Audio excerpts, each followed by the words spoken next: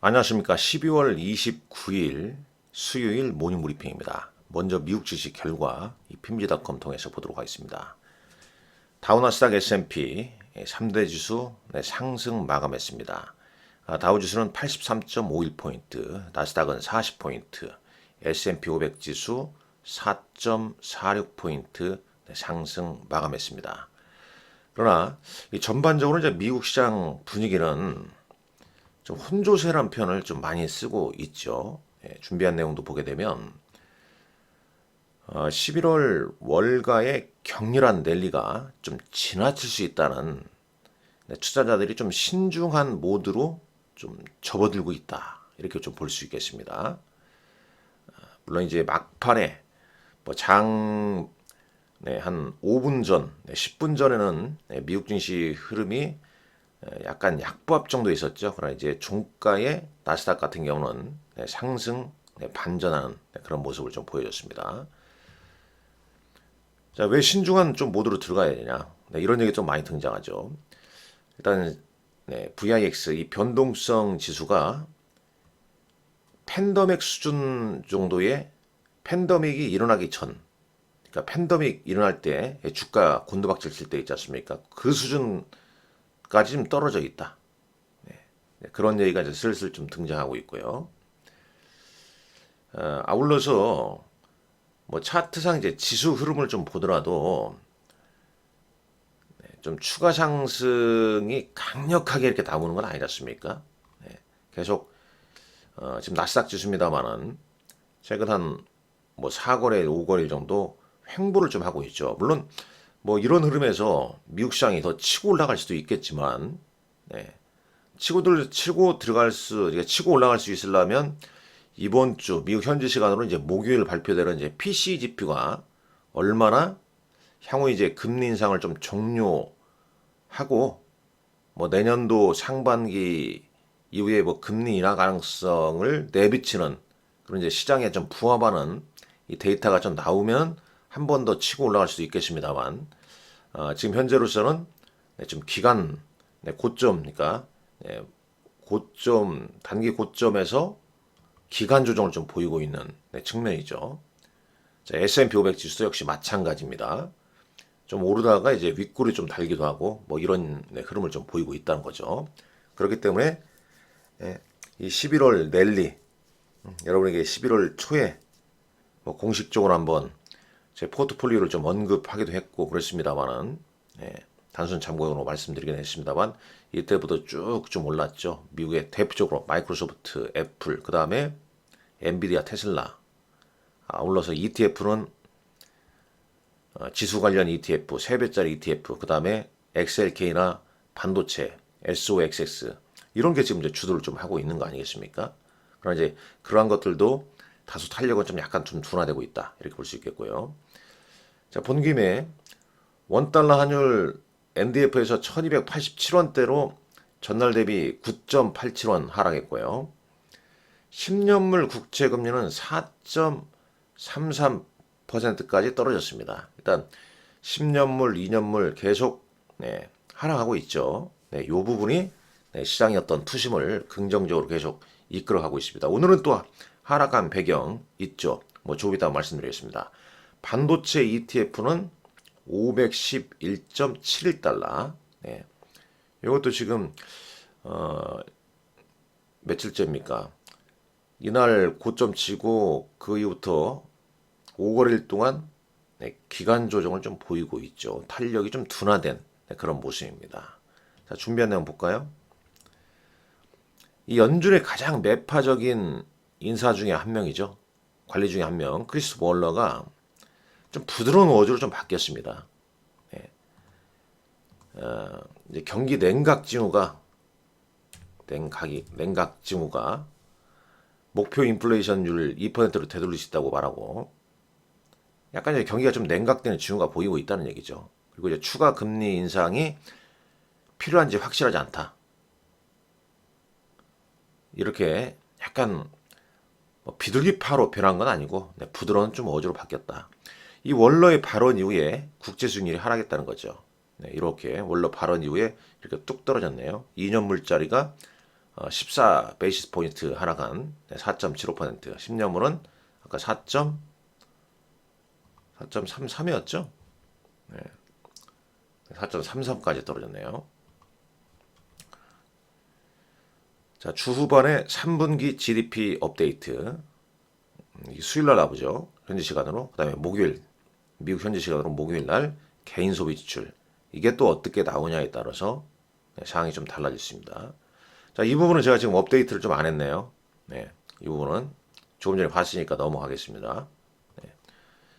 이 코스피 200 야간 선물 지수는 업데이트를 했습니다. 제가 마이너스 0.85포인트. 네, 약보합으로 좀 끝났습니다. 이 점을 좀 감안하시기 바랍니다. 그러니까 지수보다는 종목 장세 이렇게 좀 볼 수 있겠고, 이 사이버 먼데이의 소비자가 온라인에서 124억 달러, 전년 대비 9.6% 크게 증가를 시켰다고 합니다. 자, 업종 맵을 보게 되면 일단 AI, 마이크로소프트가 0.61% 올랐는데, 이 마이크로소프트는 이제 타이그레스 파이낸셜에서 마이크로소프트의 클라우딩 컴퓨팅과 인공지능 분야에서 지속적인 성장에 따라 성장을 할 것이다. 그러면서 여기서 이제 목표가를 또 475달러로 상향했습니다. 상향했어요. 마이크로소프트. 한번 주가 보시죠. 이 마이크로소프트가 지금 382달러지 않습니까? 475달러니까. 참고로 전 애플과 마이크로소프트 시총을 보게 되면, 잘 보세요. 시총이 2조 9,500억, 520억 달러죠? 2조 9,520. 야, 엄청나죠. 근데 지금 마이크로소프트는 2조 8천억 달러, 한 150억 달러 정도밖에 차이가 나지 않습니다. 지금 시총이 거의 마이크로소프트가 시총을, 애플 시총을 위협하고 있다는 거죠. 애플이 최대 3조 달러까지 한번 갔다가 이제 여기 있는데 더 치고 올라가지 않습니까? 자, 그리고 오늘 테슬라 주가가 많이 올랐네요. 246.72달러, 4.5% 상승 마감했습니다. 왜 상승했을까요? 뭐 잘 아시다시피 11월 30일 테슬라 사이버 트럭 첫 배송 이벤트가 있지 않습니까? 이게 과연 후광 효과를 줄 것인가, 그런 이제 기대감에 상승을 했다는 내용입니다. 여기 나오죠? 네, 사이버 트럭이 마침내 여기에 있다. 이 출시 효과가, 출시가 후광 효과를 좀 줄 것인가, 뭐 그런 내용이죠. 30일 이제 공식 배송 이벤트를 앞두고 오스틴 본사 앞에 10대의 사이버 트럭이 전시되어 있답니다. 웨드부시 증권사의 댄 이브스는 이번 주 행사에서 이제 가격이 좀 공개될 것이다. 5만 달러짜리도 있고 한 6만에서 한 8만 달러 사양에 따라서, 그리고 내년 상반기에 한 1만 대 정도 생산할 것이고 하반기로 갈수록 더 생산이 좀 많아질 것이다. 이런 얘기를 좀 했습니다. 여하튼 간에 배송 이벤트 앞두고 지금 테슬라 주가는 좀 오르고 있다. 이렇게 좀 볼 수 있겠고요. 자, 그래서 오늘 보면은 거의 오늘 반도체 쪽은 혼조세죠. 마이크론 테크놀로지가 2.8% 하락했네요. 반도체 소부장도 좀 약세를 보였습니다. 어제 우리 시장 반도체는 상승했죠. 왜 올랐을까요? 조금 더 자세히 말씀드리겠습니다. 일단 그림상 뭐 테슬라 주가만 뭐 크게 오른 모습이죠. 테슬라 주가만. 이게 업데이트가 좀 안 됐네요. 제가 영상을 준비할 때는 이제 미국 시장 마감 전에 했기 때문에 그렇습니다. 그건 좀 인지를 하시란 말씀 참고드립니다. 마이크로소프트가 1%, 테슬라가 4.5% 올랐습니다. 그 다음에 이제 이것도 보시죠. 이것도 보게 되면 뭐 지수 관련 ETF는 뭐 크게 변동이 없고요. 반도체 하락하니까 3배짜리 반도체 ETF 인버스가 오늘은 좀 올랐네요. 자, 금 관련 금 관련 ETF가 오늘 올랐고요. 자, 넘어가겠습니다. 쭉 그런 내용이고, 아마존 이제 AWS 클라우드 부서도 인공지능 애플리케이션을 구축하고 새로운 칩을 발표했다고 합니다. 칩 이름은 이제 트레니움 2라고 하는데요. 이 자체 칩을 구축하고 고객인 엔비디아의 최신 칩과 액세스할 수 있다고 봅니다. 계속 이 밀접하게 엔비디아와 관계를 유지하려고 하고 있죠. 자, 국내 시장 가보시죠. 자, 국내 시장은 이제 어제 삼성전자 주가가 좀 올랐지 않습니까? 이 삼성전자 주가 오른 배경 보게 되면 엔비디아가 12월 중에 이 12월 중에 HBM3 검증을 마무리할 수 있는 뭐 그런 이제 기사가 있었어요. 그 기사 영향에 이제 삼성전자가 소폭 상승했고 그게 지수에 영향을 주면서 2,500선을 넘어선 거 아니겠습니까? 뭐 참고로 HBM3 이 샘플 공급은 마이크론이 7월에 가장 먼저 했고요. SK하이닉스가 8월 그리고 삼성전자가 10월에 시작한 걸로 알려졌습니다. 이에 따라서 한미 반도체가 또 올랐죠. 어제 뭐 기사 찾아보게 되면 3세대 하이퍼 모델 듀얼 TC 본도 그리핀을 첫 출고했다는 뉴스 소식에 한미 반도체가 좀 이끌었고 그에 따라서 HBM 관련주 뭐 이오테크니스나 이스페타시스 이런 종들이 오른 거 아니겠습니까? 그런데 이제 오늘 미국 시장의 반도체의 숨고르기, 소폭 하락, 이 부분이 또 어떤 영향을 좀 줄지 보실 것 같고 이틀 전 석간신문에 이제 삼성전자 정기 사장단 인사 발표하면서 신사업을 전담하는 미래사업 기획단을 신설한다. 이 영향 때문에 이제 로봇 관련주, 특히 레인보우 로보틱스가 이제 크게 급등을 한 거죠. 물론 두산 로보틱스가 이제 단기로 많이 올랐기 때문에 거기에 쏠렸던 매기가 레인보우 로보틱스로 간 것도 있겠습니다만은 여하튼간에 이런 쪽 지금 뉴스에서 호재를 좀 많이 찾아볼 수가 있죠. 이 미래사업 기획단 이런 게 상당히 중요하지 않습니까?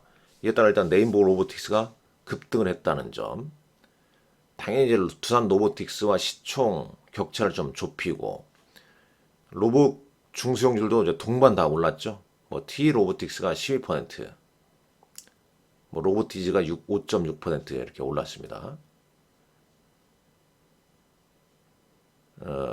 아울러서 이제 아마존의 아이로봇 인수 이슈도 좀 어느 정도 좀 작용을 좀 했죠. 여하튼간에 지금 연말 연초는 제가 정책적 움직인다고 그랬지 않습니까? 그래서 좀 분류를 좀 시켜놓을 필요가 있어요. 저도 저 나름대로 이제 11월 15일자에 로봇, 인공지능, 그 다음에 자율주행 칩, 온 디바이스 A 관련주를 다 좀 분류를 좀 시켜놔서 그걸 이제 고객들한테 좀 제시를 좀 해드리고 왔습니다. 그러다 보니까 이 낚시하는 것처럼 그러니까 낚싯대 있지 않습니까? 낚싯대를 많이 들어놓으면 하나씩 걸리거든요. 그러니까 어떤 관련주, 어떤 테마 발 담그고 있으면은 지금은 어느 시점에서 뭔가 튀어오르면서 급등을 한다는 얘기죠. 지금 그런 전략으로 좀 가고 있습니다. 항상 연말 연초 뭐 그런 흐름이 나오고 그리고 이제 현 종목 장세가 에코프로 머티리얼과 두산 로보틱스 신규 상장주가 이끌어가는 거 아니겠습니까? 물론 에코프로 머티리얼 그다음에 두산 로보틱스는 이제 로봇이니까 로봇을 또 이끌어내고 있고 그러니까 신규 상장주에서 공모가 이하로 빠진 종목군들 현저하게 많이 빠지면서 성장성 있는 종목군들 역시 튀어오르고 있고 아울러서 신규 상장자가 급등하니까 당일 신규 상장한 종목군들 공모시장에 공모가 대비해서 크게 오르는 흐름을 보이고 있지 않습니까?